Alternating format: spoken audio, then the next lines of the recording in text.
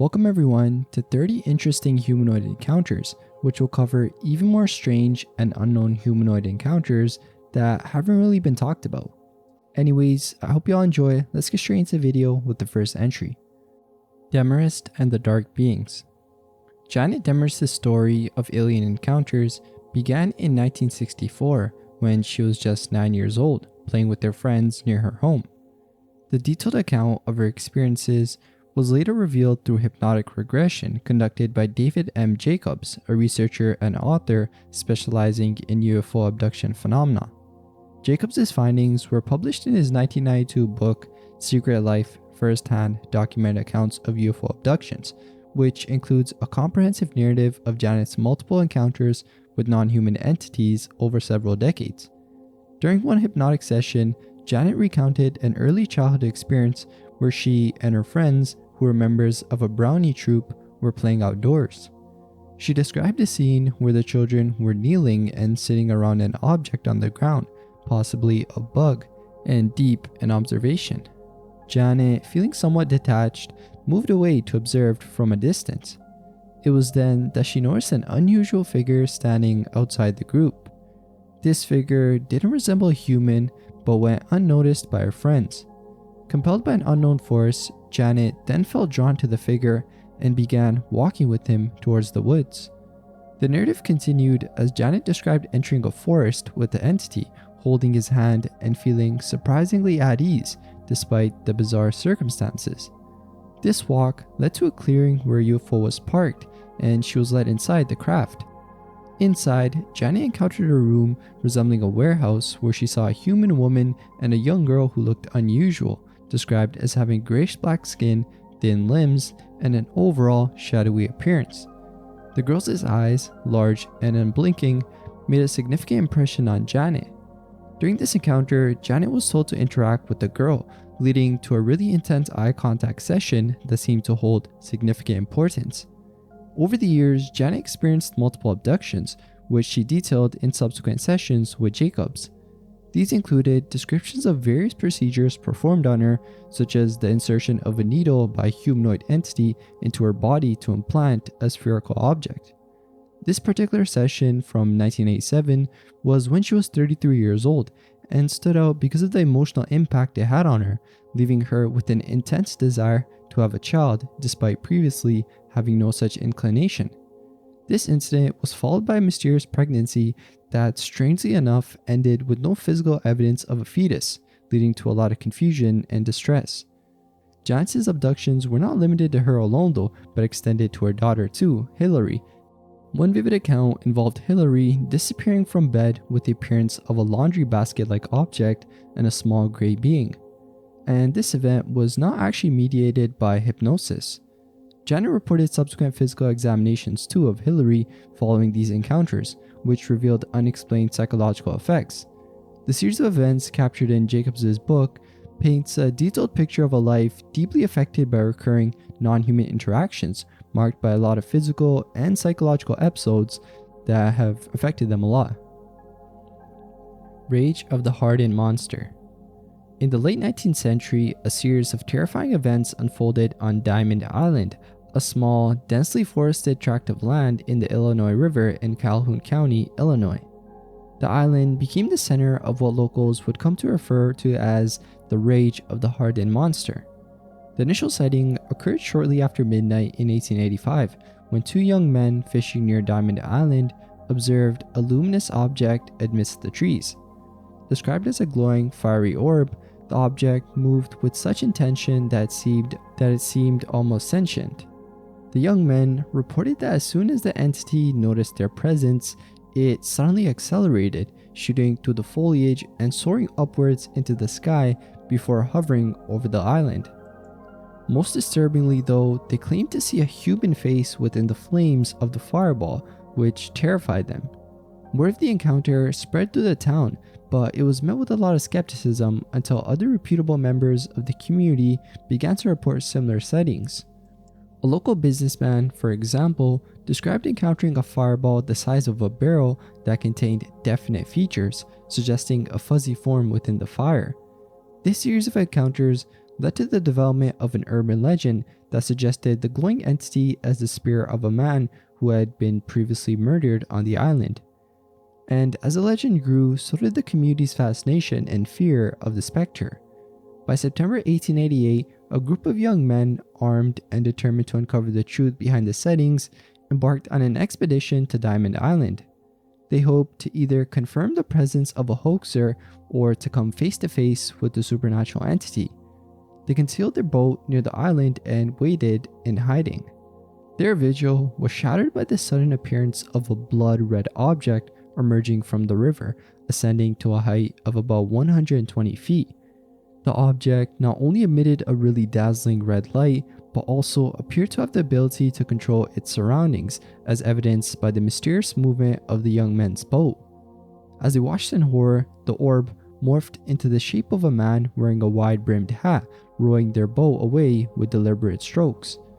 This transformation from an unexplained aerial phenomenon to a ghostly boatman was really terrifying, leaving the witnesses paralyzed with fear.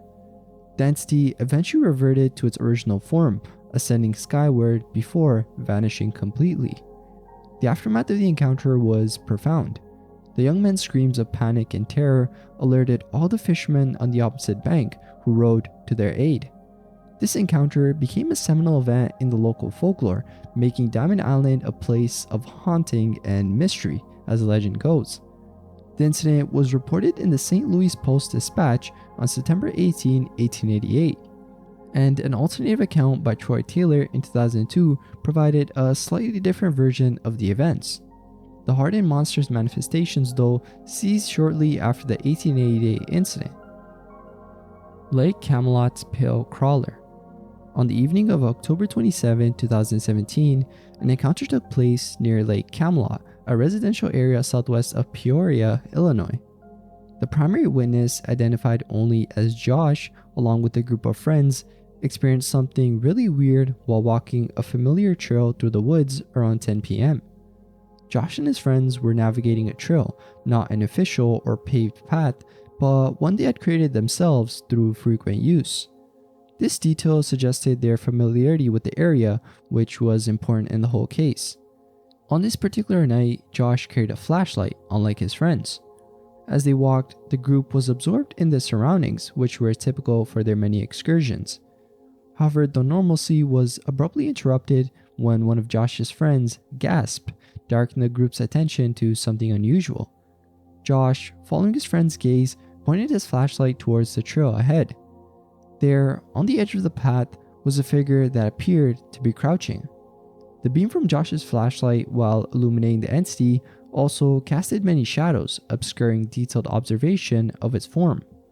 The creature, as described by Josh, was situated on the left side of the trail, seemingly caught off guard by the sudden attention. It appeared to be in a state of alert, frozen at the sight of the humans who had stumbled upon it. This moment of mutual surprise was pivotal, locking both parties in a brief visual engagement where neither moved. Josh's description of the creature is detailed yet obscured because of the flashlight and everything. As Josh described, the entity had gray skin and a stature that was small to medium in size, about 4 to 5 feet tall when standing, but it appeared much more shorter while crouched, roughly about 2 feet tall. Its arms were described as defined and slightly muscular, and the creature's legs were less human-like, bent in a manner reminiscent of a frog's, although the feet were not visible. They couldn't really see the torso though, but the head had a distinctive, almost geometric quality. Also, the eyes of the creature were completely black, and while Josh thought it had short hair, his friends believed it was hairless. During the encounter, the creature was completely silent, and no movement was noted beyond its initial observation of the group.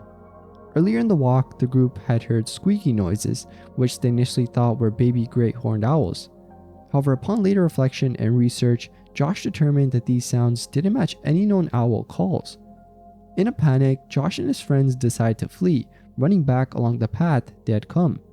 After putting some distance between themselves and the spot of the sighting, they looked back but saw nothing. The creature had vanished. Following this encounter, Josh's story was shared with the Natural Cryptid Society, an organization that collects and analyzes reports of unexplained creatures. The sighting was categorized under pale crawlers, a type of entity reported in other encounters but seldom with the clarity and detail provided by Josh.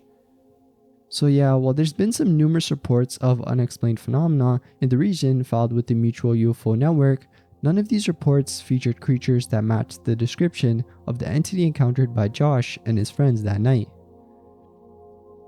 Jeepers Creepers, monster falls from the sky. In an event reported in Las Milpas, Texas, a family encountered what appeared to be a humanoid creature with exceptionally large wings which fell from the sky. The sighting occurred as Denise, along with her mother, aunt, and 4 cousins, were traveling by truck along South I Road in the heights of Las Milpas. The incident unfolded late in the afternoon, close to dusk, ensuring there was still enough light for clear visibility. Denise, who was seated in the back of the truck, had her attention drawn outside when her mother suddenly exclaimed, "¿Qué eso?" meaning, "What is that?"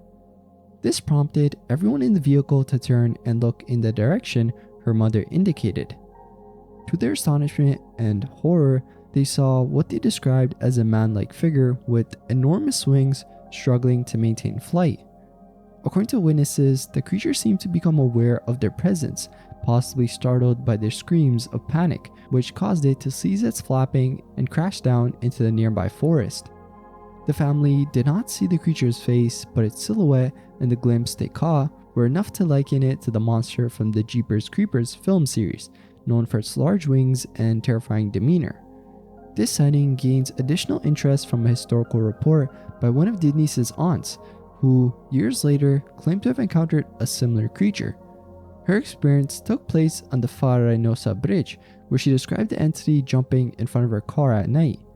Notably, she mentioned that this creature wore what seemed like a long jacket, suggesting not only sentience but perhaps a culture or habit similar to humans, at least in terms of clothing.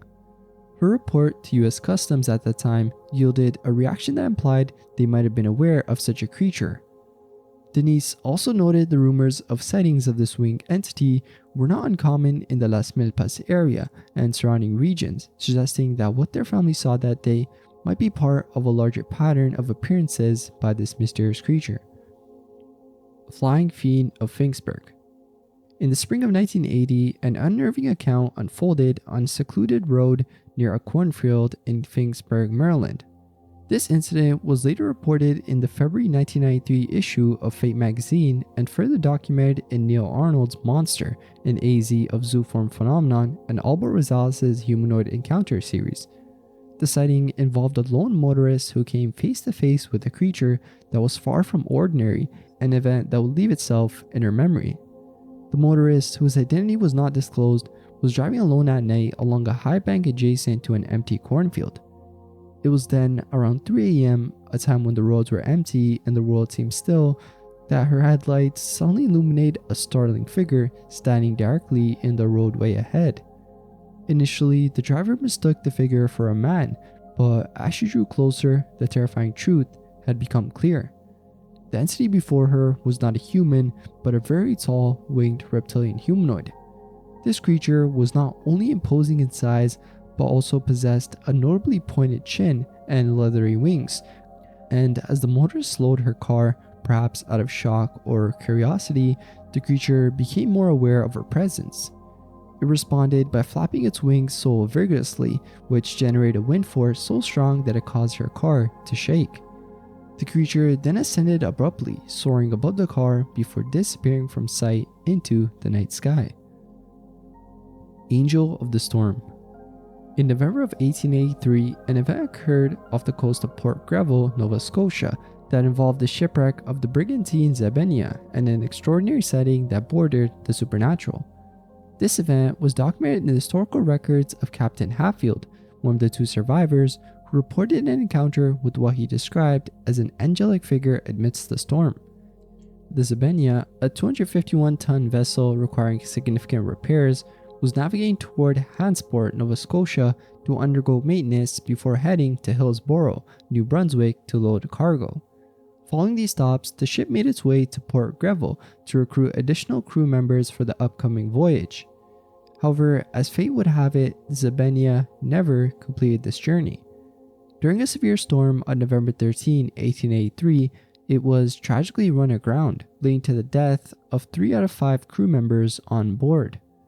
About an hour before the disaster, Captain Hatfield exited the cabin and observed a startling sight in the stormy skies.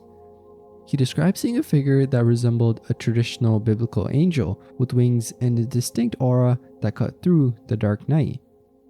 According to Hatfield, this figure dove towards the ship, directly at him, prompting him to defensively reach out his hand.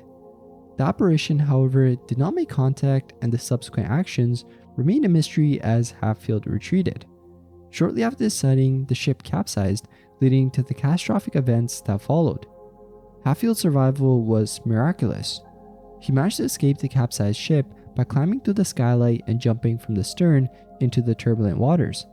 Despite the high waves, he reached the shore, but with great difficulty, and found refuge in a nearby house.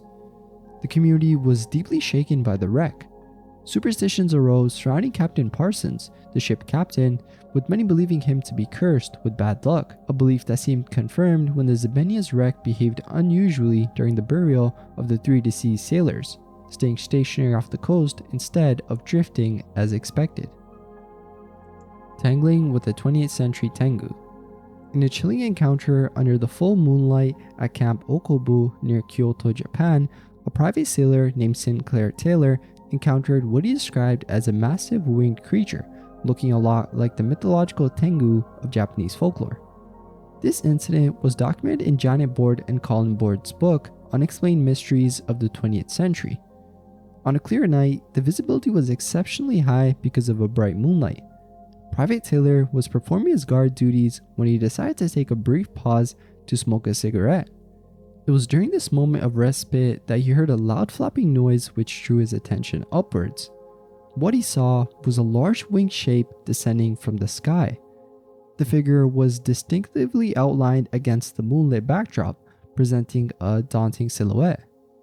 Sinclair, trained for combat and quick in his reactions, immediately shouldered his carbine, clicking around into the chamber as he prepared to defend himself against the unknown entity approaching him. As the creature drew closer, Sinclair described it as hovering momentarily as if scouting for a landing spot.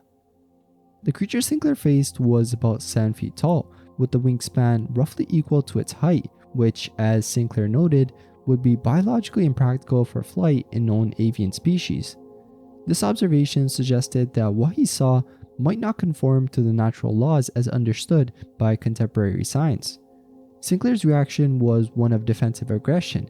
He opened fire on the creature as he began to descend towards him. He emptied his carbine, and upon looking up after the barrage, he realized the creature had vanished without a trace. The incident then quickly escalated to Sinclair's superiors when his sergeant approached, prompted by the gunfire. Sinclair relayed his encounter, half expecting skepticism or ridicule. However, the sergeant's reaction was unexpectedly serious. He didn't dismiss Sinclair's claims, but instead conducted a brief search of the area, though no evidence of the creature was found. Further adding to the credibility of Sinclair's account was a revelation from his sergeant that another guard had reported a similar sighting the previous year. This consistency in reports suggested that Sinclair's encounter may not have been an isolated incident, thereby deepening the mystery. The Kissimmee Critter.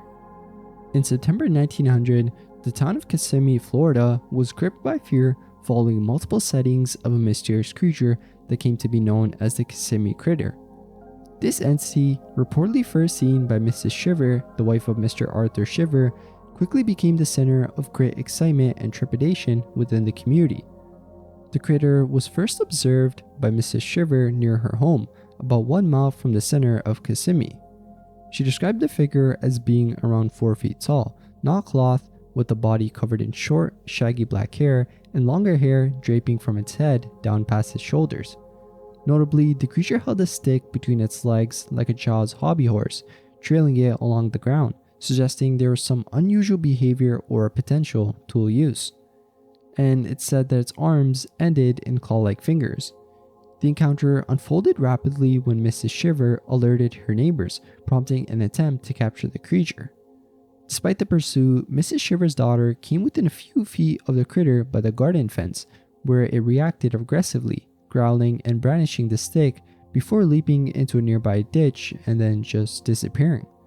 The group then followed the creature's trail to a swamp and into a cluster of palmettos, and it ultimately eluded capture. The most tangible evidence of the critter's presence was a footprint found in the ditch where it had vanished. The print was about 6 inches long, featuring a pronounced impression at the ball of the foot and a distinctive claw mark from the big toe, which was said to be at least an inch long. The trail left by the stick in the sand also corroborated the accounts of the creature's escape path.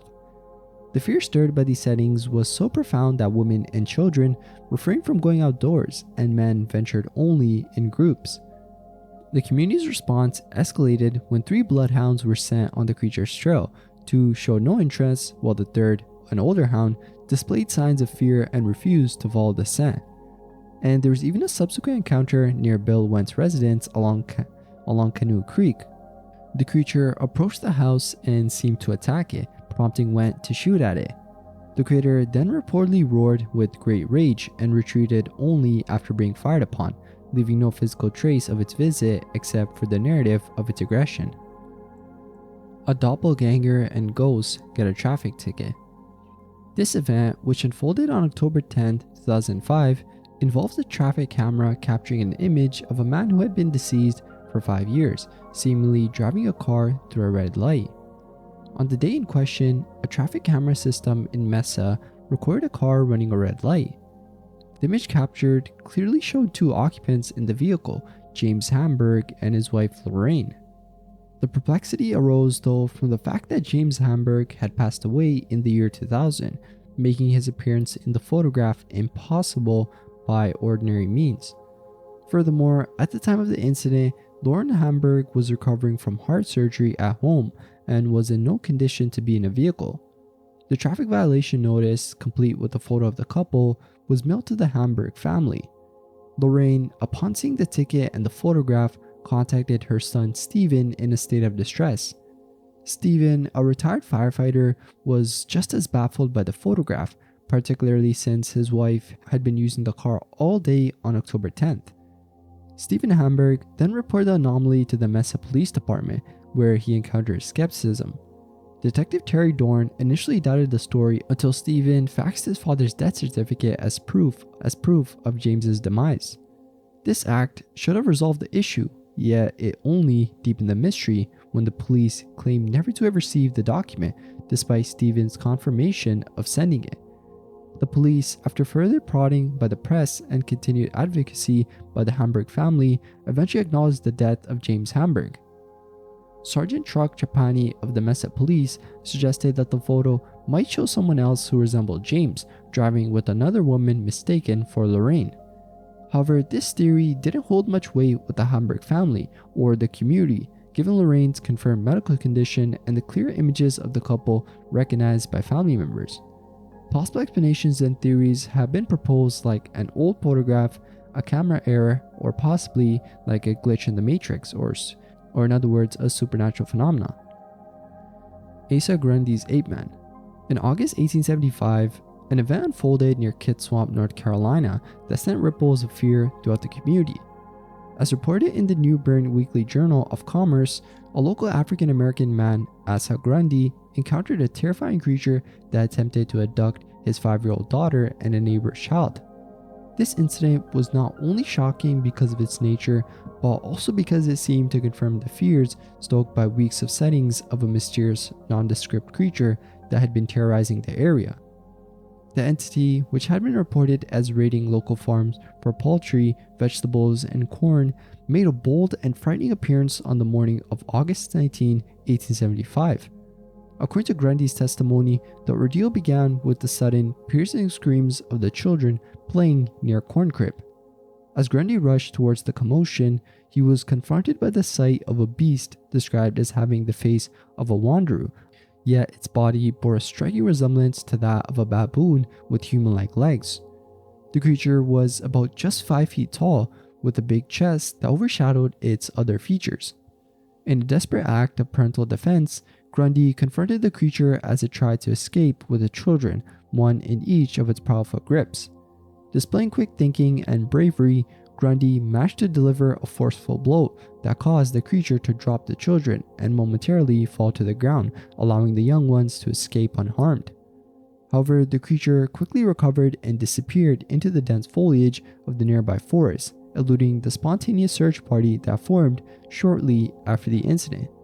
This encounter left the community in a state of high alert, with fears escalating to the point where the local men formed armed groups, venturing into the woods in hopes of capturing or killing the beast, which some speculate to be a wild or escaped exotic animal. The incident spurred a flurry of activity, with dogs being used to track the creature, though they too seemed to be terrified by whatever scent they had picked up. Giant of Sycamore Flats. On April 1977, Fred Wilson, alongside two military colleagues, encountered a gigantic, hairy humanoid in the Sycamore Flats area of the San Gabriel Mountains, just above Los Angeles. Basically, Wilson and his friends were driving through the campground when they noticed something really unusual in the bushes. They described seeing a humanoid figure standing about 15.5 feet tall, with tan-colored hair covering its body, an oblong-shaped head, a flat nose, and pronounced canine teeth. This entity seemed to be minding its own business until the men, perhaps out of fear or disbelief, decided to shoot at it. Reacting to the gunfire, the creature darted out of the bushes and charged towards them, flailing its arms. The men then hastily drove away, with the creature in pursuit for about 20 seconds before it veered off into the canyon, brushing its head against a 12-foot high tree branch as it disappeared. Shaken by the encounter, the group reported the incident to the Lancaster Sheriff's Office.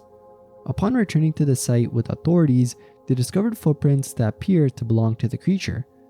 These prints were unusual in that they had 3 toes, differing from the typical portrayal of Bigfoot-like creatures having 5 toes. Plaster casts were then made of these footprints. The incident attracted the attention of Bigfoot hunters and enthusiasts, leading to an influx of investigations in the area. Margaret Bailey, a notable Bigfoot hunter, claimed to have seen a large figure under the moonlight in Sycamore Flats. Also, 21-inch tracks were found in the South Fork campground, suggesting that there was a presence of a creature with a stride of at least 12 feet. Adding to the mystery, though, is the history of paranormal activity reported in the Sycamore Flats area, including sightings of UFOs and unexplained mechanical sounds emanating from underground. This has led some to draw parallels between Sycamore Flats and other paranormal hotspots like Skinwalker Ranch. The Sycamore Flats encounter, though, is complicated since there's conflicting reports and sources. Initially reported in the Great Falls Tribune, a Montana newspaper, the incident has been associated with both California and Montana, which leads to some confusion about the location and participants. Some accounts reference a group of young men instead of Wilson and his military colleagues, and descriptions of the creature's size kind of vary across sources. Insectoid invasion of California. In California, a series of encounters with insectoids began with John, a man living in the high deserts of California. On a night when he was home alone, stepping outside for air, he felt a sudden urge to look towards his side. What he saw was a creature the size of a man, but with a body that seemed covered in dark armor resembling the exoskeleton of an insect. As John and the creature made eye contact, it took a few steps back and then vanished, blending into the wall. This encounter left John terrified, ensuring he would spend the rest of the night inside, with all possible entries sealed and lights off, hoping to avoid attracting the creature's attention again. This story could have faded into obscurity if not for Daniel, a coworker to whom John confided years later. Daniel passed the tale along to cryptozoologist Ken Gerhard, ensuring it was documented in Cryptid Encounters. Another encounter involved Troy, who had driven to an alleged haunted house with a friend. As they arrived, something heavy landed on their truck, significantly weighing it down. Upon turning to look, Troy saw a creature jumping off and standing in front of their vehicle. It was covered in what appeared to be dark armor, with oddly long hands or mandibles and animal-like hind legs. As they watched in disbelief, the creature vanished with a single powerful leap. The third account comes from Ricky, who was camping in the Sequoia National Forest. Late at night, as he was fetching his iPod from a car, he heard and felt something heavy crash nearby. Turning, he shone his flashlight on a 6 to 7 feet tall being that resembled a praying mantis. The creature took a step back and disappeared right before his eyes. Later, as the camp settled down, Ricky heard a strange clicking noise surrounding their campsite, suggesting that they were not alone in the forest. The Line Man. In an unusual encounter recounted on the 14 Times forum by a user known as ONE29 on February 3, 2009, a story emerges from his childhood that defies conventional explanation. Basically, around the age of 5, the witness experienced something really weird one night, which has stayed with him into adulthood. Basically, one night around the age of 5, the witness was compelled by an unknown urge and left his bed and walked into the living room of his house. Driven by a feeling he couldn't really comprehend, he approached the window, drew back the curtains, and was confronted by a sight that would become etched into his memory. There, on the windowsill, crouched behind the curtains, was what appeared to be a man dressed in a lion costume. This entity, which he later referred to as the Line Man, was not a comforting or friendly figure, but rather an intimidating presence that soon exhibited strange behavior far from that of a regular human being. Without a sound, the Lion Man leaped from the windowsill and aggressively grabbed the witness, proceeding to dance around the room in a manner that could only be described as violent. The young witness was swung around before unceremoniously dropped to the floor. When he gathered the courage to look up, the Lion Man had disappeared, leaving no trace of its presence. Shaken, the witness returned to bed, covering himself with his sheets, hoping for safety or perhaps a logical explanation in the morning light, which never came. Upon reflection and discussion on the forum, the witness clarified several points about the encounter. He was certain that the experience was not a dream, citing the vividness and continuity of the memory and the absence of a waking moment.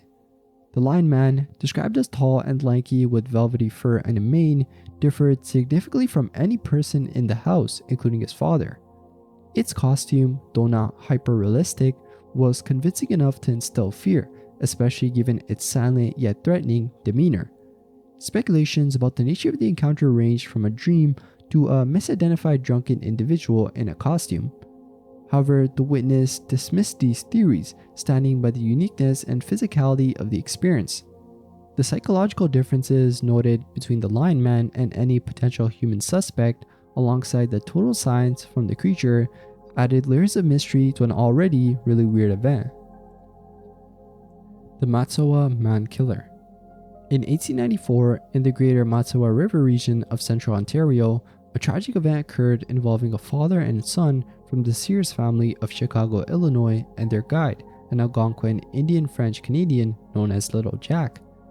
The family had embarked on a moose hunting trip, during which they disregarded Little Jack's warnings about a dangerous creature rumored to inhabit the area.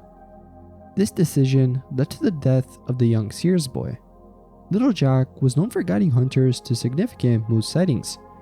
During the rutting season in October, which was ideal for hunting bull moose, Little Jack hesitantly agreed to lead the Sears deeper into the wilderness to a lake known for its moose population. Despite his insistence on leaving the area by midday because of the rumored presence of a large beast, the Sears family chose to stay, leading to a fateful encounter. The hunting party split up around the lake, with the father positioned at a vantage point and the son instructed to hunt along a marsh area. Despite warnings not to cross the lake, the young Sears did so, drawing the attention of the creature. Little Jack, attempting to intervene, was too late. The creature, described as a hairy, horned beast about 3 feet tall, emerged from the tree line, pursued the young Sears, and killed him. Little Jack fired at the creature, but it was unharmed and dragged the boy's body into the woods. Following the incident, Little Jack and Mr. Sears reported the attack to local authorities and organized a search party with local loggers and woodsmen. Despite several days of searching, only the boy's broken rifle and a trail of blood were found, along with eerie sounds that eventually led to the abandonment of the search. The story, as recounted by Howard B. LeBlanc, a 54-year-old trapper and hunting guide, was passed down by his father, a French-Canadian fur trapper familiar with the area. The tale has taken on a sort of legendary quality. Some researchers, including Duke S. from Sasquatch Chronicles, speculate that the creature might be a Wendigo, a flesh-eating variant of the North American hairy humanoid, although traditional Wendigo legends describe it differently. The Wax Phantom. In the heart of Sacramento during the mid-1800s, a unique establishment known as Turner's Waxwork Theater became the subject of a lot of local intrigue and mystery. Founded by Richard Turner, a man who found inspiration after visiting Madame Tussauds in London, the museum showcased wax figures depicting various historical figures and scenes, including a display that centered on the French Revolution's guillotine. Among the figures were representations of individuals purported to have fallen victim to the guillotine, including an aristocratic couple, a young lady in waiting, a curé, and a man dressed in black named Nicodeme Leopold Lepide. Lepide was described as a tax collector who, according to the narrative, had exploited the poor. Despite searches, historical records to confirm Lepide's existence or his supposed deeds have not been found. The museum's opening was timely, capitalizing on the influx of people to Sacramento following the California gold rush. However, not long after its opening, the museum became the center of an eerie mystery. It's said that the wax figure of Lepide began to move on its own during the night, with its head found detached from its body on several occasions, mimicking the execution method it was supposed to have suffered. In response to these disturbing occurrences, Turner and his janitor, Ezra Potter, decided to investigate by spending nights inside the museum. Despite their vigilance, the phenomenon continued, culminating in an event where the wax figure not only moved but appeared to take on life qualities, expressing anger and speaking in French. It's said that a local journalist seeking to uncover the truth also experienced a terrifying encounter with the animated figure. Wasp Paper Man. This encounter took place in a deeply wooded area of Virginia at a time when Dan was just 9 years old. Dan, who is now about 33, recalls this event with a clarity that belies the years that have passed, though he acknowledges the potential for his memory to embellish or distort the true size and appearance of what he saw. Nevertheless, he maintains there's an undeniable mystery at the heart of his experience. On a summer day, Dan and his friend set out for an adventure in the forest, aiming to reach a place they fondly refer to as the Cliffs. The journey began at his friend's house, encapsulated by dense woods and positioned at the end of a steep driveway, a path they had traversed numerous times before. However, this expedition would prove to be anything but ordinary. As they made their way, with Dan's friend leading by few steps, their adventure was abruptly halted by the sight of a creature that defied explanation. Positioned about 15 to 20 feet in front of them, sitting on a log and obstructing their path, was a being that appeared to be crafted from materials resembling beehive or possibly chunks of wood. Towering at an estimated height of 7 to 8 feet, the entity possessed a vaguely humanoid face, yet any semblance to humanity ended there. Without warning, the creature turned its gaze upon the boys, a silent acknowledgement that sent them sprinting back to the safety of the house, hearts pounding and minds racing. The encounter was brief but intensely impactful, igniting a primal response of terror and the instinctual drive to flee. In the years that followed, Dan has wrestled with the reality of what he had witnessed. Rational explanations have been considered, such as the possibility of stumbling upon a uniquely shaped beehive that, through the lens of childhood imagination and fear, took on a more menacing form. Yet, the shared experience, the simultaneous reaction of both boys, lends weight to the belief that what they encountered that day was far from the ordinary. The Volana Valkyrie. In June of 1905, the small rural village of Boltania became the center of an extraordinary series of events.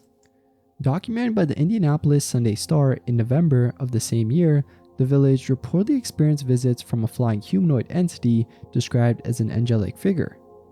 The entity, appearing to the villagers on 5 separate occasions since the beginning of June, was described as a woman robed in white with long, clinging draperies. Remarkably, there was no visible means of flight though, neither wings nor any kind of balloon apparatus were reported. The figure was observed floating over Boltania, moving against strong winds that were blowing from the south or southwest, an ability that left witnesses both astonished and bewildered. On the entity's fifth appearance, a significant number of villagers, including scores of people standing on the mountainside and in the streets, witnessed the spectacle. These individuals from diverse backgrounds knelt where they stood, watching in awe as the figure approached from the north, emerging seemingly from the direction of Mount Perdu, one of the highest peaks, before disappearing among the peaks of the Sierra de Guara to the southwest. A British mining expert, upon investigating the incidents, confirmed that over 240 witnesses had reported seeing the mystic figure. Some villagers even claimed to have heard joyful singing or sound similar to it as the figure flew above. Despite the predominantly peaceful and mesmerizing nature of the appearances, not all reactions were of awe and wonder. Pedro Pobrado, a mule driver, was reportedly so terrified by the sighting that he sought absolution from a priest, fearing that the end of the world was imminent and that the figure was a harbinger of doom.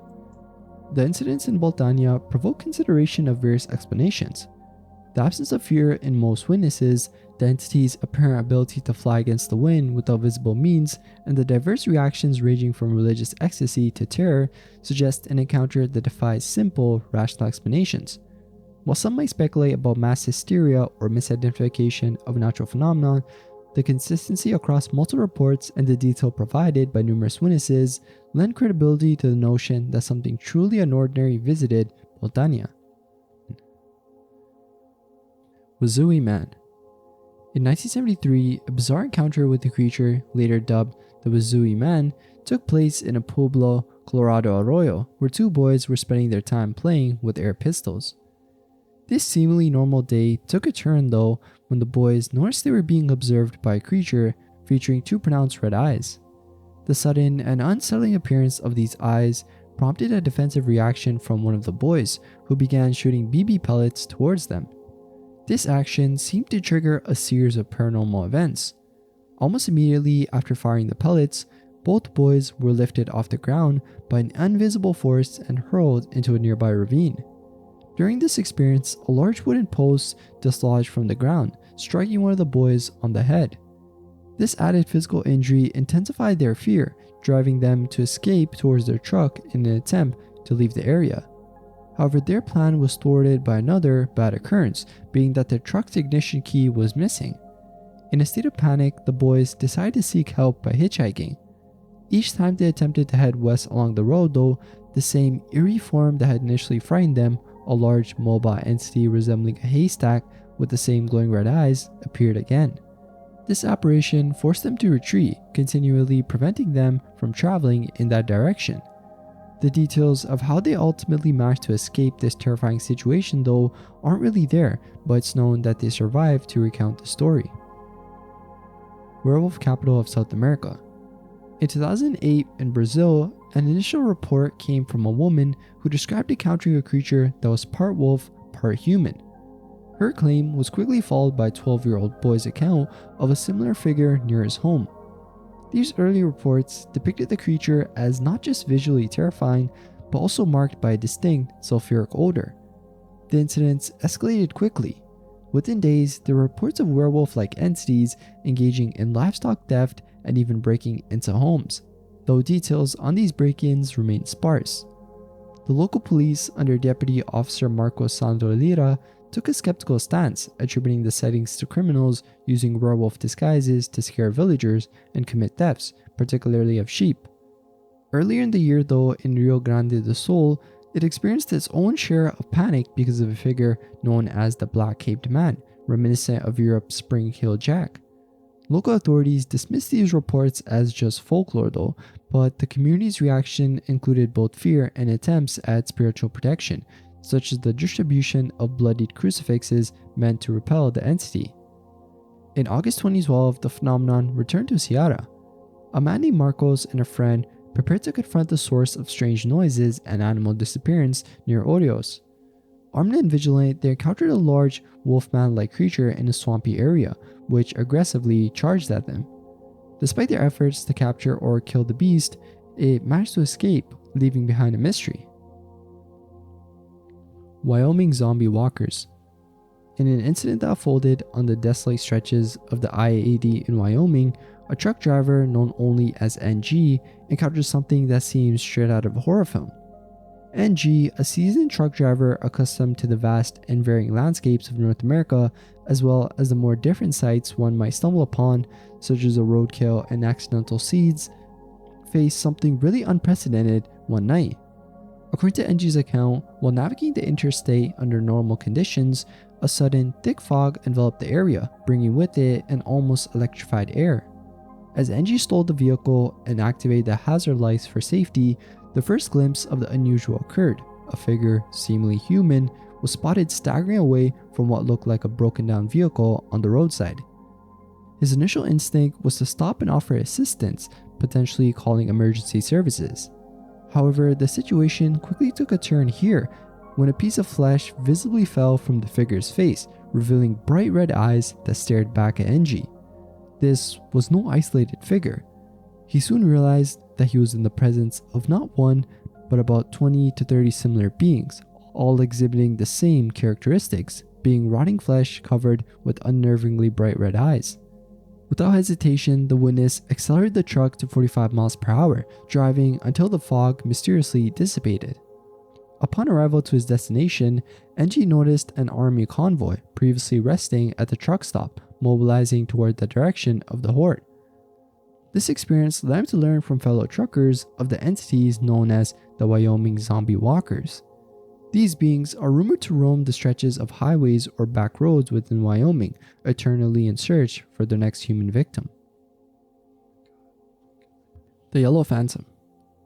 In 1914, on the tranquil shores of Spike Island off the coast of Cork Harbour, Ireland, a young girl of merely 6 years old encountered a really weird entity, becoming known as the Yellow Phantom. This entity, unlike any known creature of Irish lore, appeared to the young Eileen as she wandered along a seaside path. Occupied with her innocent pastimes, Eileen's attention was abruptly seized not just by the beauty of her surroundings, but by a weird presence peering over a nearby wall.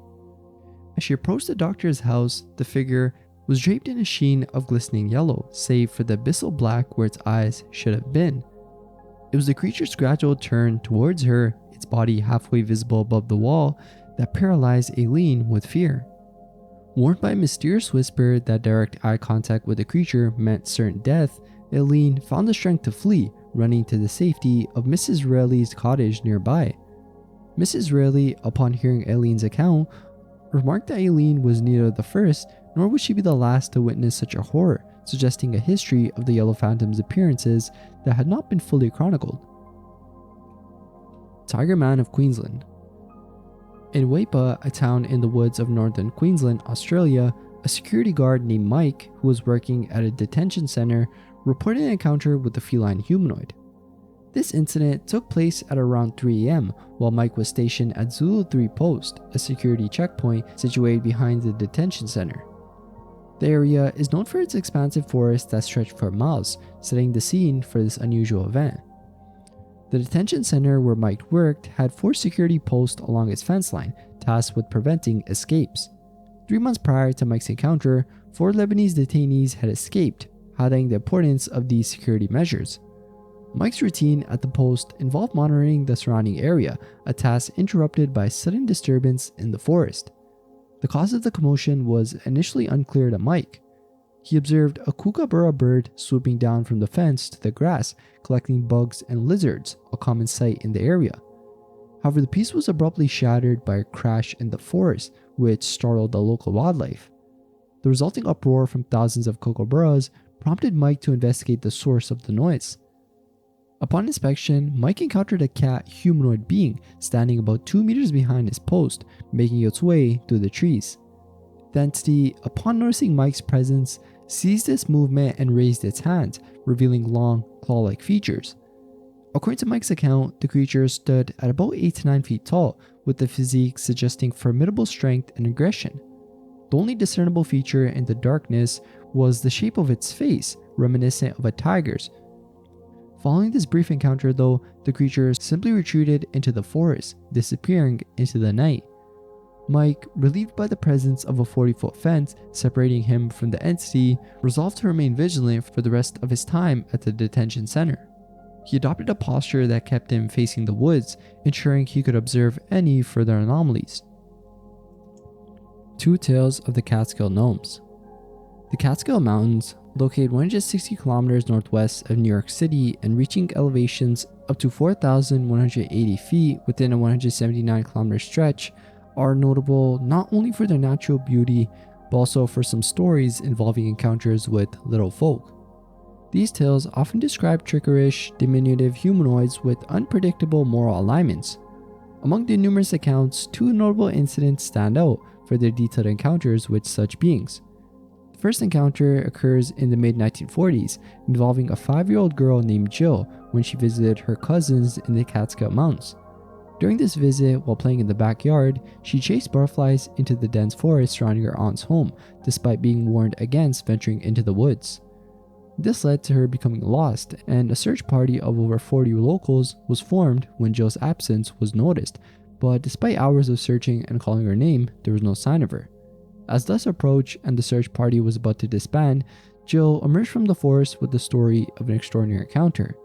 According to Jill, after losing sight of the butterflies and realizing she was lost, she encountered two small, doll-like figures dressed in shiny green clothing with wavy silver hair and wearing small hats. These beings, which Jill described as resembling dolls, appeared in a clearing where she had stopped to rest. After offering her some of her candy bar and asking for help to find her way back home, the figures gestured for her to follow them. She described an unusual phenomenon where, as they led her through the darkening woods, they moved at an unnaturally fast pace, surrounded by blinking colored lights. Eventually, they pointed her towards her aunt's house, visible about 100 yards away, before disappearing. And the next incident occurred on June 29, 1977, and involves Ned Grimm, an avid hiker familiar with the Catskill Forest. It said he set out for a hike, and shortly into his hike, he experienced a strange tingling sensation and noticed that the environment around him began to change. The sky cleared but had a greenish tinge, and he observed unfamiliar vegetation and large granite cliffs where none had been before. Venturing into a narrow canyon, Grimm heard eerie flute music, and upon investigating, saw 4 small humanoids and a 5th filling a jug with water near a waterfall. He managed to take photographs of these beings before they noticed him and disappeared. When Grimm returned to his vehicle, the strange sensation ceased and the environment returned to normal. He later discovered that only a half hour had elapsed, though it felt like 3 hours to him. Unfortunately, the photographs he took only showed out-of-focus shadows with the green tint, offering no concrete evidence of his encounter. Bad times at Brandon Farm. Ian Davidson, a former actor from London, saw a life away from the city and found solace in the prospect of rural living in Kent.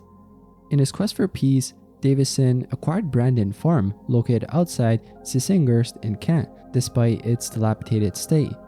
The property, neglected and overrun with weeds, stinging nettles, and inhabited by rats, presented a formidable challenge. Yet, Davidson was undeterred, envisioning the farm's potential transformation. Over the years, his efforts bore fruit, turning the once desolate farm into a homestead, complete with thriving gardens, an orchard, and a variety of animals. However, the farm's serene facade masked a turbulent past, marked by paranormal disturbances that began to surface shortly after Davidson's arrival in April 1932. Initial experiences included unexplained tapping on windows and the sound of footsteps, escalating to more unsettling phenomena such as mysterious crashes and agonizing screams.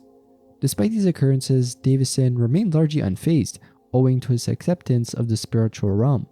The farm's haunting manifested in various forms though, affecting not just Davidson but also his guests. Some reported feeling watched, experiencing unexplained exhaustion, and suffering from vivid nightmares of being strangled. Specific areas of the house, mainly the smaller of the 2 downstairs rooms, exhibited drastic temperature fluctuations and induced feelings of dizziness or extreme fatigue in occupants.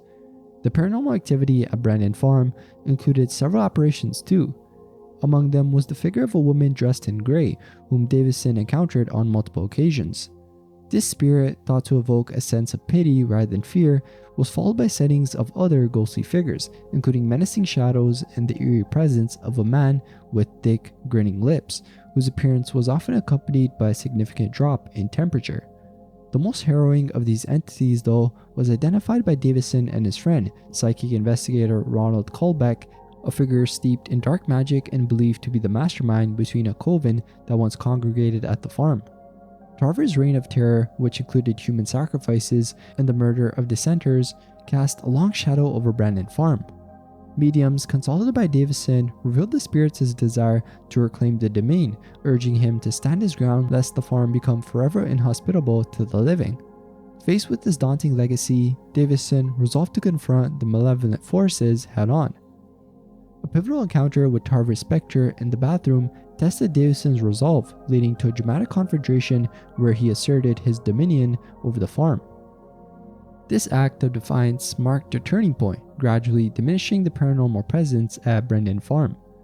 In the months that followed, the spirits, including the sorrowful Grey Lady and the remorseful figure of Hunter, made their final appearances, signaling their departure from the farm. Thus, the haunting of Brandon Farm subsided, allowing Davison to continue his work in peace. Hypnotized by the Kiman Merbeing.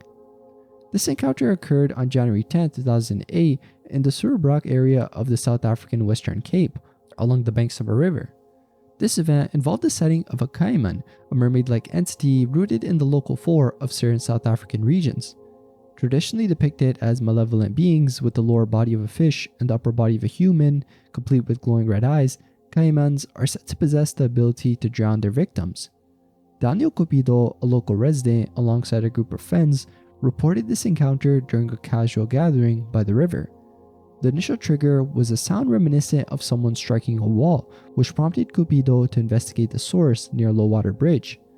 It was there he claimed to observe a figure resembling a white woman with long black hair flailing in the water.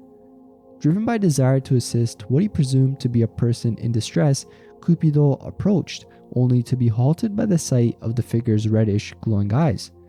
This detail, aligning with the traditional descriptions of the Kiman, sent a bunch of chills down his spine and seemingly entranced him, drawing him closer without his conscious will. The trance was then broken when Cupido called for assistance from his child, Deidran, aged 13, and his nephew, aged 11, snapping him out of the hypnotic state.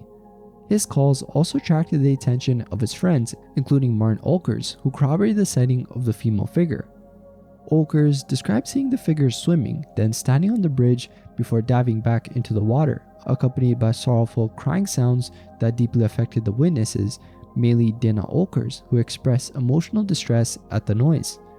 The event also stirred some memories of parental warnings about the Kiman, previously dismissed as mere folklore by the witnesses, but now an actual sighting that they had seen. Juju Zombie on the L train. In March of 2016, an individual named Dan shared a chilling encounter on the talk show Darkness Radio, which occurred during his time living in Chicago. Dan recounted his experience of coming face to face with what he believed to be a Juju zombie while riding the L train to a rock and roll concert. According to Dan, who had over 2 decades of experience in healthcare, the figure he observed was unmistakably a deceased person he recognized, yet weirdly enough animate and present on public transportation.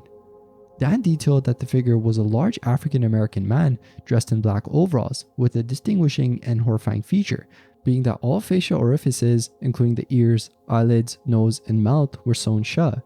The man's hair also appeared matted, and the sight of the entity evoked a profound sense of dread in Dan, mainly as the figure boarded the train and remained for several stops before exiting, leaving Dan to grapple with what he had witnessed. In the aftermath of this encounter, Dan discussed his experience with friends at the concert. He expressed an understanding of ghosts, but articulated a deep-seated horror towards the undead, which he found to be fundamentally not right. Dan speculated that this entity might have been a zombie animated by Juju magic, a form of sorcery recognized in certain Creole and African traditions for its capacity to manipulate the dead or summon undead beings for various purposes. Jaker and the Cynocephalus. In August of 2016, an individual known as Jaker reported a close encounter with the creature that occurred during a family camping trip in a secluded area roughly 4 hours east of the Canadian-Michigan border. This account was later shared on Reddit and brought a lot of attention to the possibility of a canine humanoid's existence, often referred to in folklore as cynocephaly. The encounter took place at night around 2 a.m. under the cover of darkness, with only the light from a campfire illuminating the immediate surroundings. Jaker, the only sober member of her family at the time, was seated on a wooden chair facing the trailer door, beyond which lay a small, silent lake.